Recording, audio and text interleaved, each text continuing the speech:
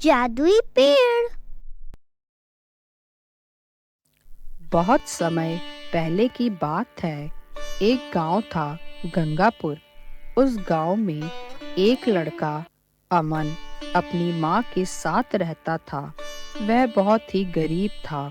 अमन जंगल से लकड़ियाँ काटकर बाजार में बेचने जाया करता था और उसकी माँ लोगों के घरों में काम करके कुछ पैसे कमा लेती थी। इसी तरह वह अपना गुजर बसर किया करते थे। उसी गांव में एक बूढ़े गरीब बाबा भी रहते थे।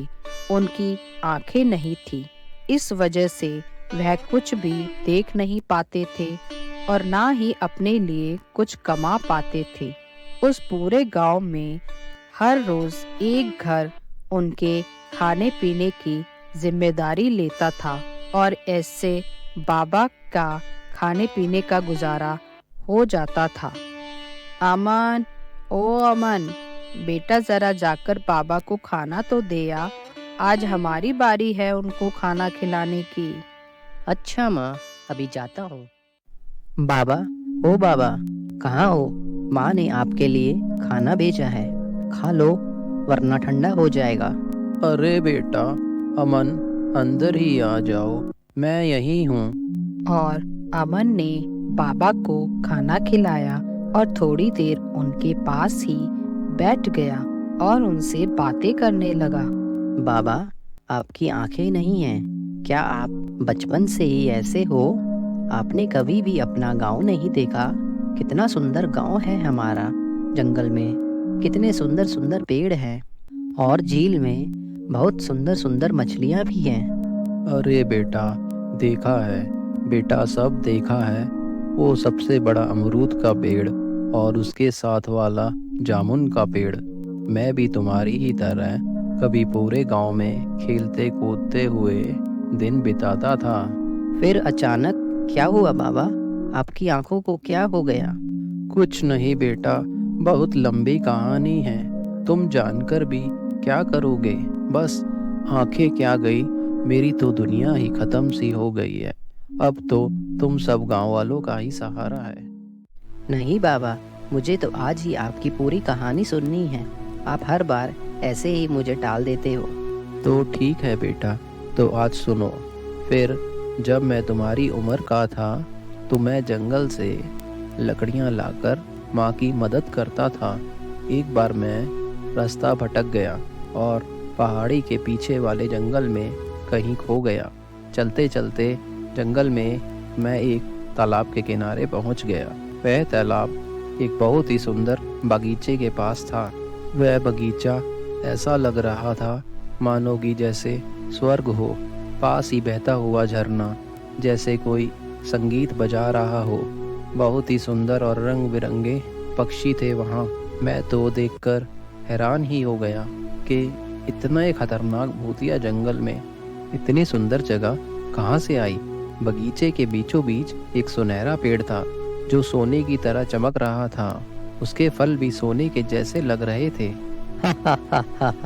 अरे बाबा, मैंने तो आपसे आपकी कहानी पूछी थी, आप मुझे परियों की कहानी सुनाने लगे। मुझे पता था बेटा, तुम मेरी बात को सच नहीं मानोगे, इसलिए मैंने आज तक ये कहानी किसी को भी नहीं बताई कि मेरी आंखें कैसे गई। बाबा, मुझे माफ़ कर दो। मुझे आप अपनी पूरी कहानी बताओ कि आपकी आंखें कैसे गई। मैं वहीं उस बगीचे में टहल रहा था और मैं उस सुनहरे पेड़ के पास गया और उसे छूकर देखा कि क्या सच में ऐसा कोई पेड़ हो सकता है। जैसे ही मैंने उस पेड़ को छुआ तभी वह पेड़ बोल उठा। अरे नहीं, ए इंसान, तुम यहाँ क्या कर रहे हो? इस घने जंगल में तुम कैसे आए? अरे राम, बोलने वाला पेड़, क्या तुम बोल सकते हो? हाँ, मैं बोल सकता हूँ, पर तुम यहाँ क्यों आए हो? जाओ, जाओ यहाँ से, बहुत खतरा है यहाँ। क्या तुम वही जादुई पेड़ हो जिसकी कहानी मेरी दादी सुनाती थी? वो सब बातें बाद में। यह जो सामने की तरफ झाड़ियाँ देख रहे हो, इसमें से एक कांटेदार झाड़ी ले लो, यह तुम्हारी रक्षा करेंगे। पर मैंने उस पेड़ की बात पर कोई ध्यान नहीं दिया। मेरे मन में तो लालच था कि उस पेड़ के जल्दी से फल खाऊं, और जैसे ही मैंने उस पेड़ का फल तोड़ा तभी वहाँ हंसती हुई एक चुड़ैल आ गई। तुम्हारी हिम्मत कैसे हुई मेरे इस बगीचे में आने की और मुझसे बिना पूछे इस जादुई पेड़ के फल खाने की? मैं उसे देखकर बुरी तरह डर गया। तुमने मेरे जादुई पेड़ के फलों पर बुरी नजर डाली है। अब तुम्हारी इन आँखों को निकाल कर मैं अपने पास रख लूंगी। नहीं नहीं, मुझे माफ कर दो, मुझे जाने दो। नहीं, तुम्हें कोई सजा तो मिलनी ही चाहिए ताकि तुम किसी की भी चीज पर बुरी नजर ना डालो। इतना कहते ही उस चुड़ैल ने बाबा की दोनों आंखें निकाल ली और बाबा वहीं बैठकर रोने लगे। अरे बच्चे, मैंने तो पहले ही कहा था कि वो झाड़ियाँ अपने हाथ में रख लो, वह तुम्हारी रक्षा करेंगे, पर तुमने मेरी बात ही नहीं मानी। रो मत, मैं तुम्हें तुम्हारी आंखें वापस लाने का उपाय बताती हूँ। तुम्हें तुम्हारी आंखें तभी वापस मिलेंगी जब कोई इस चुड़ैल को हरा देगा, और इससे हराने के बाद वह मेरा नया स्वामी हो जाएगा, और फिर मेरे फल खाने के बाद उसकी सब दुख और चिंताएं मिट जाएंगी। यह सुनकर तो मेरे होश ही उड़ गए और मैं वहाँ से रोता हुआ वापस घर आ गया। उस दिन से अभी तक मैं बिना आंखों के अपनी जिंदगी काट रहा हूँ। घर आकर मैंने अपने माँ बापों को सारी बात बताई तो उन्हें लगा कि शायद आंखें जाने के सदमे से मैं ऐसी बातें कर रहा हूँ। कोई मेरी बात पर विश्वास नहीं करता, इसलिए मैंने किसी को इस बारे में नहीं बताया। और वैसे भी बेटा, कौन इतना बहादुर होगा जो उस चुड़ैल से लड़कर मेरी आंखें वापस लाएगा। बाबा, मैं जाऊंगा, आपकी आंखें वापस लाऊंगा। अरे नहीं नहीं बेटा, तुम तो अभी बालक ही हो, मैं तुम्हारी जान खतरे में नहीं डाल सकता। भूलकर भी उस जंगल की तरफ मत जाना।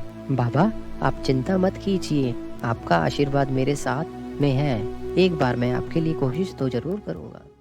अगले दिन अमन उस पहाड़ी के पीछे वाले जंगल की ओर चल पड़ा और जल्दी ही उस बगीचे के पास पहुंच गया, और सबसे पहले वह जादुई पेड़ के पास पहुंचकर वो कटीली झाड़ियां देखने लगा।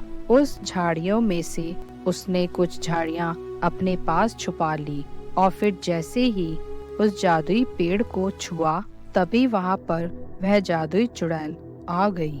ए बच्चे, तुम यहाँ इस बगीचे में क्या कर रहे हो और तुम्हारी हिम्मत कैसे हुई मेरे इस जादुई पेड़ को छूने की? अब तुम्हें भी इसकी सजा भुगतनी पड़ेगी। इतना कहकर जैसे ही उस चुड़ैल ने अमन को पकड़ना चाहा, वैसे ही अमन ने वो कटीली झाड़ियाँ उसके हाथों में चुभो दी और वह चुड़ैल डरते हुए रोते हुए वहाँ से भाग गई। यह तुमने क्या किया? तुम्हें ऐसा नहीं करना चाहिए था। जादुई पेड़, मैं अपने बाबा की आंखें लेने आया हूँ। वह भी कई साल पहले यहाँ आए थे।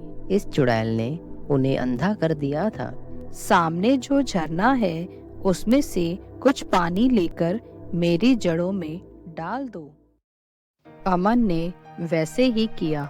थोड़ा सा पानी लेकर उस जादुई पेड़ की जड़ों में डाल दिया, और पानी पड़ते ही वह पेड़ एक खूबसूरत परी में बदल गया। अरे वाह, तुम तो एक सुंदर परी बन गई।